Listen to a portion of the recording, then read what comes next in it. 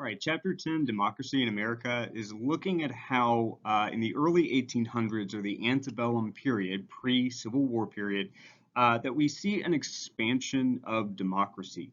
Keep in mind that decades before this, the framers of the Constitution and the founders of the nation had created a republic or a representative democracy in which most people could not vote, so suffrage was very limited and much of the national government was insulated from the popular will of the people. So remember, voters did not get to choose who their senators were, who the president was, anyone on the federal judiciary. The only part of government that they had any say in whatsoever was the House of Representatives, and that is the one of the two houses of Congress that has the least power. So in this era, particularly this chapter, we're looking at some forces that drive a kind of expansion of democracy, allowing more people to vote and thus have a greater say in their own governance. And it kind of almost goes without saying at this point in American history that this expansion is still going to be pretty limited. It's going to exclude African Americans, both slave and free. It will not include Native Americans. It will not include women. Nonetheless, this is a step toward greater democratization that's going to occur over time prior to the Civil War. So question number one, what were the social basis for the flourishing democracy of the early mid-19th century? So property qualifications had been the norm in order to vote. You had to own property or pay a certain amount of taxes, which meant that really only the wealthy were able to have a voice in government. In the early 1800s, though, property qualifications for voting were abolished in most states. In fact, by 1860, all but one state had abolished those. By 1840, so a little bit prior to that, obviously, 1840, more than 90% of adult white men could vote. And that brings us to a term called universal white male suffrage. In other words, if you were white and you were male, you could almost certainly vote because you no longer had to qualify based on property ownership or tax payments or anything like that. Aiding this growth of democratization, this expansion of suffrage, is a corresponding growth of literacy. More and more people, simply put, were learning how to read. So there was an enormous circulation of printed materials that helped to create a more informed populace and a kind of information revolution. So newspapers, alternative newspapers like from abolitionist societies or political parties, pamphlets, magazines, etc., became really commonly circulated throughout the states, more so than in, say Europe or other parts of the world at the time. This explosion of printed materials and the growth of literacy alongside it was aided by new technologies like the steam-powered printing press, the telegraph, which allows for the transmission of information across long distances almost instantaneously. Also, the US Postal Service charged very, very low postage costs. So information could be circulated over a much wider area for much cheaper and much more quickly than it had been before. Now, in both the expansion of democracy and in literacy, African Americans and women were largely excluded from this. Um, Even among free African Americans, stereotypes have been developed that created a kind of class apart. We've talked about minstrel shows. We have talked about stereotypes that were used to create an image around African Americans that would help to deny them work, especially in competition with others like the Irish, where they are portrayed as stupid or childlike, that they are lazy or untrustworthy, that they are overly superstitious, or something of that nature. So they, alongside women, will be excluded from this expansion of voting. Suffrage, or excuse me, expansion of democracy. Suffrage is generally not going to be expanded to any of them. Number two, what efforts were made in this period to strengthen the economic integration of the nation, and what major crises hindered such efforts? So first we have Henry Clay. Henry Clay is going to introduce his so-called American system. So Clay's American system is going to look an awful lot like what Hamilton's old financial plan had looked like. So the first element is that he proposes a new national bank, or a second Bank of the United States. Remember that the first Bank of the United States had been allowed to expire during Jefferson's administration. Jefferson was a loose constructionist. He did not agree that the government had the ability to have such a bank in the first place. So Clay's American system proposes to effectively bring that back by creating a second Bank of the United States. This plan also promoted a protective tariff, meaning a very high tax on imported goods, and that is meant to encourage consumers to buy American products. So it kind of protects American industry by ensuring people will buy American goods because foreign goods are so much more expensive by comparison. And then third, federal funding for internal improvement. So Clay wanted to use the tariff and other government funds to promote the building of roads and canals throughout the states. This actually proved to be surprisingly the most controversial aspect of things. Again, this is sort of strict constructionism because nothing in the Constitution directly states that the federal government has the power to do this. So this element of Clay's American system doesn't pass, and internal improvements were mostly left up to the states for this time. Now, one major crisis that hindered the efforts of economic integration was first the Panic of 1819. This was a financial crash that occurred when the Second Bank of the United States called in loans that had been given out for land purchases. But this was done during a speculation boom. People thought that they stood to get really, really rich off of owning land, so they overextended themselves, taking out loans to buy this land that ultimately they're not able to pay back. So when the Bank of the United States calls in these debts, people default on them or go bankrupt, and that leads to a financial crash. The Second Bank of the United States ends up being blamed for this crash. Arguably, this is the fault of speculators, but nonetheless, they get the blame, and the Panic of 1819 therefore deepens the average person's mistrust of banks. However, despite this mistrust and just generally strict constructionism, the creation of a national bank was upheld in a case called McCulloch v. Maryland, which said that the Constitution does in fact have implied powers due to something called the Necessary and Proper Clause. Again, this is the Marshall Court that makes this ruling. So we saw before that the Marshall Court, or the Supreme Court under Chief Justice John Marshall, favored a strong national government that had wider implied powers and wider implied economic powers. So they're going to reinforce that here. The next crisis that threatens less the economic integration of the country, but the integration of the country as a whole, is the Missouri Compromise of 1820. This is the Missouri Crisis. This is our first national debate over the issue of slavery, specifically how to extend it westward. So Missouri was a territory that had built up population enough to request to enter the Union as a state, but they request to do that as a slave state, and that causes a problem because that would disrupt the free state, slave state balance that there currently was in the Senate.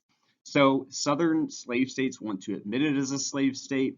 Northern free states are reluctant to do so and upset that balance.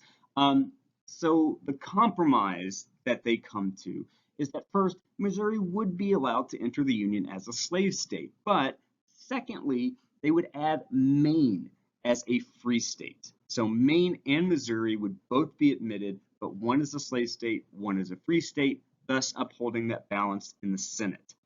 And then third, in order to try to prevent such a crisis from reoccurring, Congress creates the so-called Missouri Compromise line that you can see on the map here, north of Arkansas Territory, south of Missouri.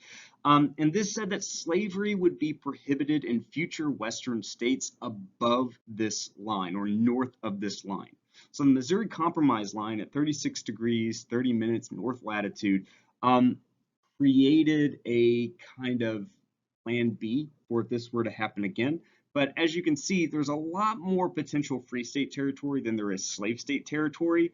which is why you will see greater expansion westward favored by Southerners, especially Democrats, as they try to gain more land for the United States so that they can expand slavery there.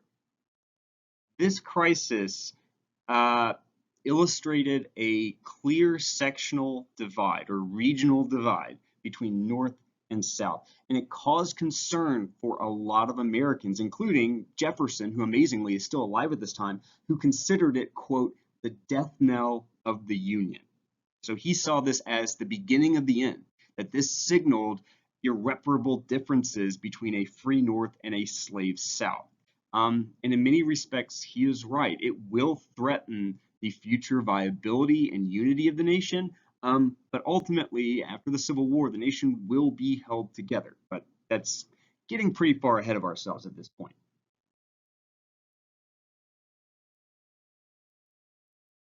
Number three, what were the major areas of conflict between nationalism and sectionalism? So first here we have the Monroe Doctrine, written in 1823. This was developed by Secretary of State John Quincy Adams and delivered by President James Monroe, so that's why it gets his name. The Monroe Doctrine warned European powers not to try to recolonize or interfere in any countries in the Western Hemisphere. Um, Keep in mind the kind of international context here. During the Napoleonic Wars, a lot of European nations had not been able to administer their colonies, and that created an atmosphere that was ripe for democratic revolutions. So in parts of Latin America, in the Western Hemisphere, a lot of new democratic, Enlightenment-inspired revolutions had taken place, and a lot of independent nations now existed where there had formerly been colonies. And we were afraid that countries like Spain would try to return and retake this land and recolonize. We wanted to prevent that. So we said that European powers need to stay out of the Western Hemisphere. And in exchange, we pledge not to interfere in European affairs. This is laughable. We really had no ability to do this at the time, but that's the idea. Now, uh, this idea, this Monroe Doctrine, assumed that the New World, the Western Hemisphere, and the Old World of Europe, Africa, and Asia were separate not only geographically but politically, and that this New World was going to be inherently democratic and Enlightenment based, and we kind of claimed the role of being in charge of directing that development. We really, in a way, kind of staked our claim to the entire Western Hemisphere, and we will behave for much of the rest of our history as if it belongs to us to one degree or another to guide it politically toward a more democratic destiny. Um, Again, we really don't have any ability to try to prevent European powers from getting in. Luckily for us, the Monroe Doctrine also served British interests, the Brits also wanted to keep other countries out of the Western Hemisphere.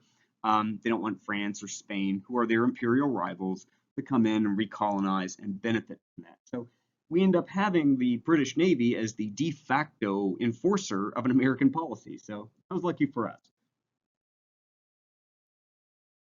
Again, the big takeaway from the Monroe Doctrine here is that the United States claimed the role of the dominant power in this entire half of the planet. We claim the right to direct its development, claim the right to direct its destiny. And this is really going to be the cornerstone of United States relations with Latin American countries from this point forward. So it's a very influential doctrine, a very influential idea that will come back into our narrative repeatedly. Next event we need to talk about is the election of 1824, presidential and congressional election. Because we really only have one party, Democrats or Democratic Republicans, remember this is the era of good feelings, we end up with four different presidential candidates who don't so much represent different parties as they do different sections of the country. So we have Andrew Jackson, John Quincy Adams, William Crawford, and Henry Clay all running for president. Now, they're going to split the vote somewhat sectionally, but ultimately Jackson is going to get the most votes. So he'll win the popular vote, but because they split the electoral college vote four different ways, nobody got an electoral majority. Now, that's fine. When that happens, the decision gets kicked over to the House of Representatives. That's what the Constitution says should happen. When that happens, Henry Clay, realizing he couldn't win, threw all of his support behind John Quincy Adams because he thought Andrew Jackson would be a terrible president. So that gives John Quincy Adams enough votes in the House to win and become president. And in exchange, Henry Clay was appointed Secretary of State, an important position in the national government and the executive branch, and traditionally a kind of stepping stone to the presidency. Jackson and his supporters, which have come to call themselves Democrats. So Jackson and his Democratic supporters decried what they called a quote corrupt bargain, and they already began to organize for the next election coming up in 1828. Jackson's going to campaign as a man of the people, as opposed to John Quincy Adams, who he portrays as an elitist. Neither one of these characterizations are accurate. Considering Jackson is a wealthy landowner and slaver himself, so he's not exactly a man of the people or an average citizen. But his campaign and his supporters, called Democrats, use mass democratic politics like parades, banners, songs, giving Jackson a nickname, Old Hickory, so he seemed more like an average guy, a man of the people. And by the time the 1828 election rolls around, the electorate had doubled. Think about that. In 4 years, the electorate, or the number of people eligible to vote, had doubled. So there are twice as many voters in 1828 as there were in 1824, as states get rid of this property qualification requirement to vote. And that means more quote unquote average people, or white men of any class, are now able to vote. And that's exactly the people that Jackson has been appealing to for the last 4 years. Jackson will thus win by a landslide, carrying all of the South and all of the Western states. This is a very sectional kind of victory for this new party called Democrats. And it's going to be a sectional political divide that's going to persist for quite some time. Number four, in what ways did Andrew Jackson embody the contradictions of democratic nationalism? The AP exam doesn't ask much about particular presidents necessarily. There are a couple exceptions to that, though, and Andrew Jackson is one of them. They will ask, or they're likely to ask more about his administration than they are other presidents, because his administration represents such a fundamental change in what the presidency is or what it's supposed to be. He changes the presidency by setting examples or standards or precedents that later presidents, even up to today, continue to follow to one degree or another. He takes the presidency from being a kind of lesser position in the federal government to really being the most important position in federal government. So the first thing he does, he introduces the party system. So we had been in the era of good feelings where there was only one political party, but he changes that. Jackson is going to introduce the so-called spoils system. He calls it rotation in office, but what it means is that he fires people in the federal government that were not his supporters, so Democratic Republicans who had not been his supporters, and he replaces them with his loyal supporters called Democrats. So he really kind of fires everyone in government that he can that represents people that don't support him and fills it in with people who do. And this kind of strategy will come to be mirrored by local parties too in cities and states, which are going to hand out rewards for votes. Boss Tweed, pictured here, is the Democratic head of New York in what's called Tammany Hall. We'll talk about him later, but he's the only example you would ever need to know of party political machines at the local level. The bottom line for Jackson here in the spoils system is that he's replaced the federal government with his supporters. He has this also kind of informal cabinet called the kitchen cabinet, which were all his friends and supporters, people that supposedly came in and out of the White House through the kitchen. And this leads to a split in the era of good feelings because it takes his supporters and makes them Democrat. All of them were Democratic Republicans before, but his supporters become Democrats and his opponents will become Whigs. WHIGS. Supporters of Jackson or the Democratic Party believed in laissez-faire economics, meaning that they favored a more hands-off approach to the economy. They were distrustful of banks, they were distrustful of wealthy Eastern elites, and thus Democrats are opposed to Henry Clay's American system. Also, they are sectional. They pull most of their support from the South and from the West. Uh, and they thought individual morality was a private matter rather than something for the government to be involved in. That'll make sense why that's important later on. Conversely, the Whig Party forms in opposition to Andrew Jackson, who they see as having become too powerful. They pejoratively call him King Andrew. They support Henry Clay's American system. They draw their support from the Northeast and the Great Lakes region, and they generally thought that the government had a role in promoting society's morals, like drinking less or education, outlawing prostitution, that kind of thing. So Jackson kind of breaks the era of good feelings and divides the American political landscape again into two separate political parties, each representing distinct regions of the country. The next crisis that Jackson is going to face is the so-called nullification crisis. So, some context here. The state of South Carolina, and really southern states generally, hate the tariff, and they're very alarmed by an increase in government power. Things like they saw with the Missouri crisis, the Marshall Court, and they thought that a powerful government who's making those kinds of decisions and who's increasingly levying very heavy tariffs could one day take action against slavery. So they are concerned with the growing power of the national government.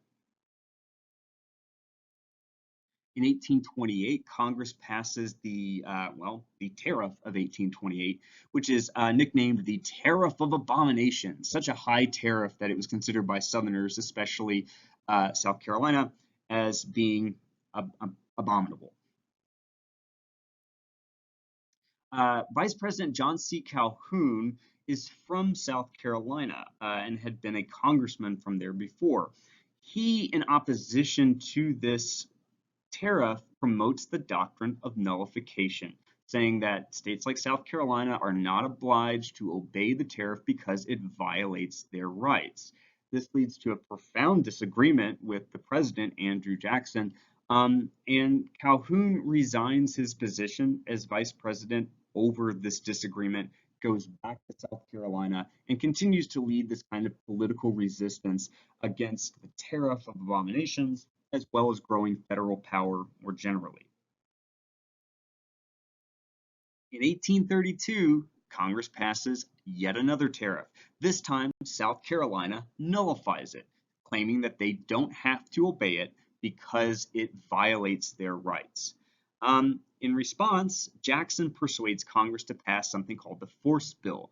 The Force Bill authorizes Jackson to use military force to collect these tariff revenues from South Carolina. So really, this doesn't sound like that big of a deal, maybe, but in this context, we are on the verge of a kind of civil war. Other southern states are looking to South Carolina to see how well this works, to see if they themselves might nullify the law.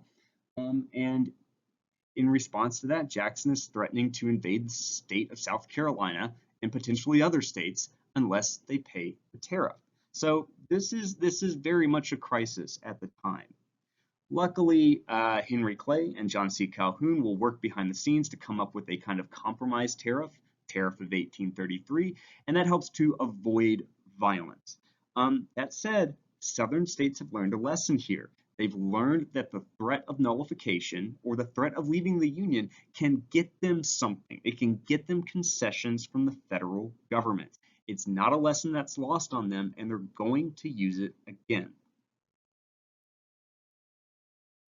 Finally, here we have Indian removal, or the Indian Removal Act and the policies that go along with it.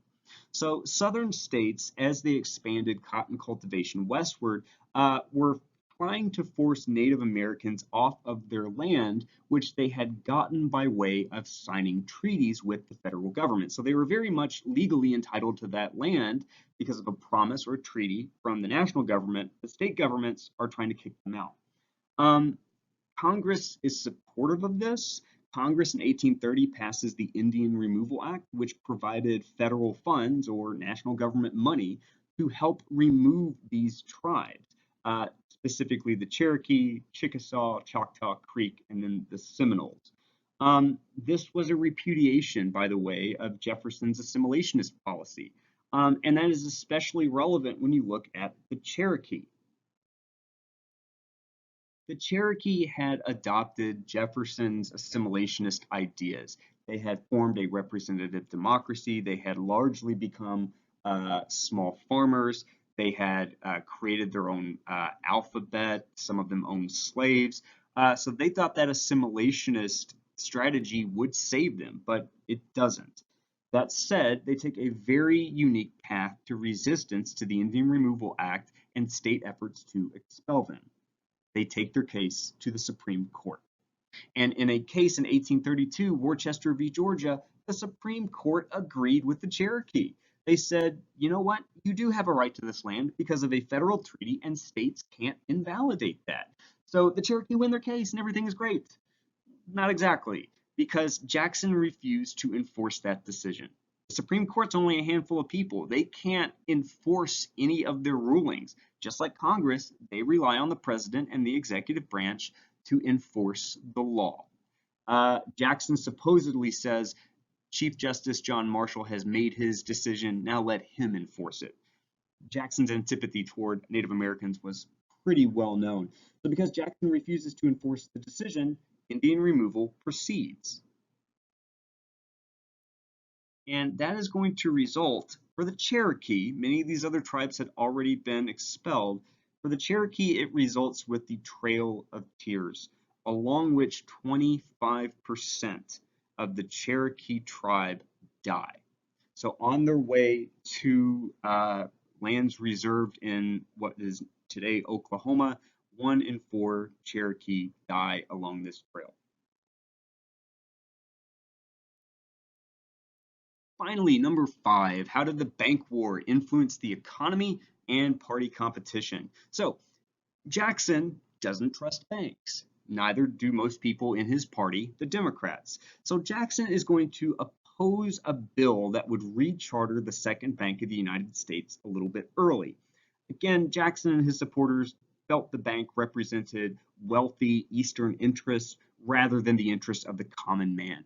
So Jackson will veto this bill. And by the way, Jackson used the veto power more than any other president up to this point combined. He turns the veto from a measure of last resort to a chief tool that the president can use to shape policy. Anyway, so he vetoes this recharter, which effectively kills the bank, or at least sets a time limit or a date by which it's going to expire. In order to accelerate that process, though, Jackson next authorized the removal of all federal deposits from the Bank of the United States and began to hand them out to banks that were run by his supporters in the states, which were pejoratively called pet banks. The problem is these banks were really not regulated, so they started to issue their own paper money and issue loans, and they did that way too aggressively. That's going to overextend this money. Another land speculation boom is going to happen, and we are heading for another financial crisis as a result. Now, before that crash can happen, Jackson, the Democrats try to kind of head it off because they can kind of see it coming because they're going to demand through something called the specie circular that only hard currency would be accepted as repayment for public land. So if you got money from these pet banks, if you got a loan from these pet banks to buy land, you would have to pay it back with hard currency, silver or gold. None of this paper money stuff that's coming from these individual pet banks, because it's hard to know how much that stuff is worth. Some of it's worth more than others. So to kind of standardize repayment, they demand through the specie circular hard specie or hard currency. This was the wrong decision because most people didn't have that to pay back, and it's going to lead to another financial crash called the Panic of 1837. That's going to result in a depression that will last until 1843. So you're looking at like a 6-year long depression because of Jackson's killing of the Second Bank of the United States and then the resulting economic policies that came out of it. Now, when we go into this depression, what does the government do to help? Nothing. Because the Democrats who are in charge of government believe in laissez-faire. They don't think it's the government's role to get involved in the economy, even if it is to combat the effects of a depression, like help unemployment or social relief or anything like that.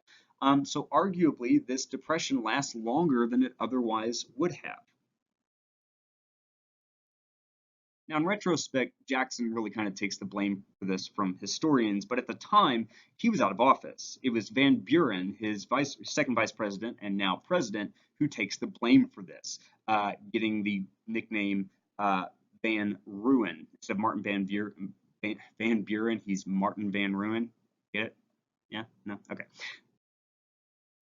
Anyway, in the election of 1840, the Whig Party tries to oust Van Buren with their own common man candidate. They're going to take the same kind of strategy that Jackson did twice and Van Buren did once by portraying their candidate as a man of the people and getting votes that way. They're going to nominate their own man of the people, William Henry Harrison, and he's going to use the same mass democratic politics that Van Buren and Jackson had. Things like parades, banners, songs, nicknames, that kind of thing. And that's going to help him win the election. So the Whigs will win the presidency here. But there's a big caveat. The problem here is that although the Whigs win and William Henry Harrison becomes president, he catches pneumonia on Inauguration Day because he gives like a 2-hour long speech in the cold rain. He's never able to shake it, and he dies about a month in office. He's going to be succeeded by Vice President John Tyler. John Tyler, though, was not very Whig-like. He ended up behaving more like a Democrat, like he vetoed elements of Henry Clay's American system. When his cabinet resigned in protest over that, he replaced them not with other Whigs, but with Democrats. So the Whig victory here in this election is really kind of a hollow one. Because the mass democratic politics of the era are going to continue to carry on. It's going to be these kind of politics, mostly coming from the Democratic Party, that are going to be favored moving forward for the foreseeable future.